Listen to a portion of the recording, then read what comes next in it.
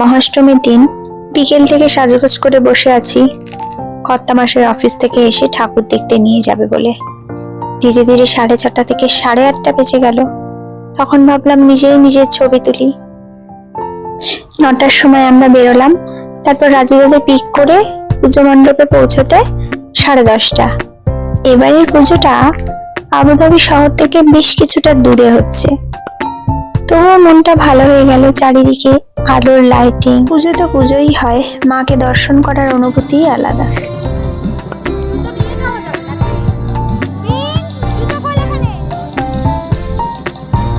একজন এখানে বসে মাইক হাতে গান করছিলেন, পুজোর গান।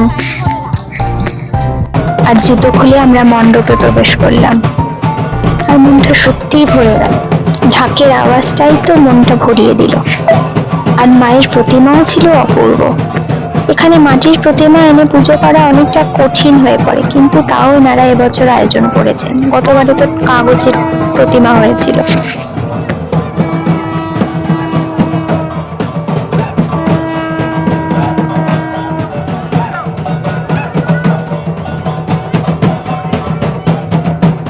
এটা ঠিক যে নিজের দেশের মতো অনুভূতি হবে না, কারণ নিজের দেশের মতো সেই মণ্ডপ সজ্জা, সেই আলোর চাকচিক্য এখানে নেই। কিন্তু বাঙালি হিসেবে একটু তো স্বাদ পাওয়া গেল, তাতেই অনেক শান্তি। ও আবার নিজের কিছু সেলফিও তুলে নিল। এখানে কিছু বাঙালি পরিবার আছেন, প্রতি বছর তারা এই পুজোটা অ্যারেঞ্জ করেন। অষ্টমীর সন্ধ্যার এত সুন্দর একটা পরিবেশ থেকে বাড়ি ফিরে যাওয়ার মন কারোরই চাইছে না, কিন্তু আমাদের ফিরতে হবে। এখানকার স্কুলগুলো তো ছুটি নেই। ভোরবেলা উঠে ছেলেকে স্কুলের জন্য রেডি করতে হবে। রাজুদার মেয়েও ছোট, তারও স্কুল আছে, ওর বাবারও অফিস, তাই আমাদের ফিরতেই হবে। কিছু সুন্দর মুহূর্তকে ক্যামেরা বন্দি করে নিয়ে এবার ফেরার পালা।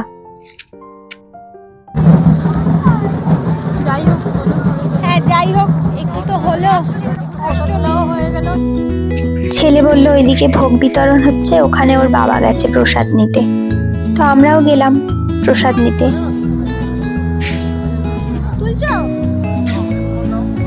জায়গাটা চারিদিকে সুন্দর করে সাজানো, পার্কের মতো।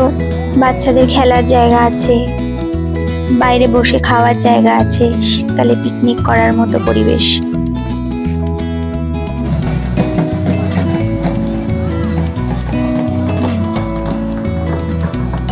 হ্যালো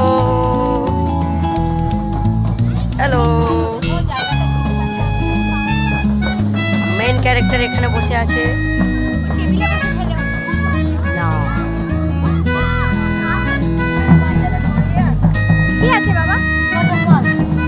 একদম ছোট বাচ্চাদের জন্য ছোট্ট একটু ওয়াটার পার্ক তৈরি করা আছে। এখানে এখন রাত 11টা পার হয়ে গেছে, তাই আর দেরি করা যাবে না।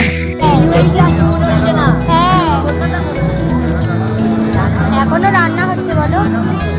যত দর্শনার্থী আসছে সবাইকেই প্রসাদ দেওয়া হচ্ছে, চায়েরও ব্যবস্থা আছে। এই বছরের মতো অষ্টমীর স্মৃতি নিয়ে আমরা ফিরে চললাম বাড়ির উদ্দেশ্যে।